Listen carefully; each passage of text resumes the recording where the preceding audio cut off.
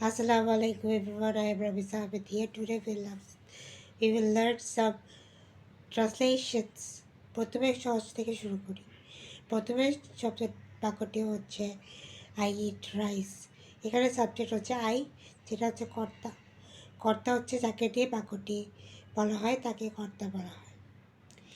ইট হচ্ছে এখানে ভার্ব বা ক্রিয়া, বা যে কাজটা করা হচ্ছে সেটা বোঝানোর জন্য ক্রিয়া বা ভার্ব ইউজ করা হয়। তারপর অবজেক্ট হচ্ছে রাইস, যাকে নিয়ে কথা বলছি সেটা হচ্ছে কর্ম, সেটা হচ্ছে rice. So I eat rice, আমি ভাত খাই। বাংলায় আমরা জানি যে আগে কর্তা, তারপর কর্ম, তারপর ক্রিয়া, কিন্তু ইংলিশে আগে সাবজেক্ট, তারপর ভার্ব, তারপর অবজেক্ট। অর্থাৎ ইংলিশে প্রথমে কর্তা, তারপর ক্রিয়া, তারপর কর্ম। এখানে ক্রিয়াকে যদি আমরা বলতে পারি যে খাওয়ার সাথে তুলনা করতে পারি, যে ক্রিয়া হচ্ছে বাঙালি স্ত্রী, যারা হচ্ছে বাচ্চা কাচ্চাদের আগে খায় না, কিন্তু ইংলিশে বাচ্চা কাচ্চারা পরে খায়। অর্থাৎ অবজেক্ট হচ্ছে আমাদের বাচ্চা কাচ্চার সাথে তুলনা করতে পারি। এভাবে মনে রাখতে সুবিধা হবে। ধন্যবাদ।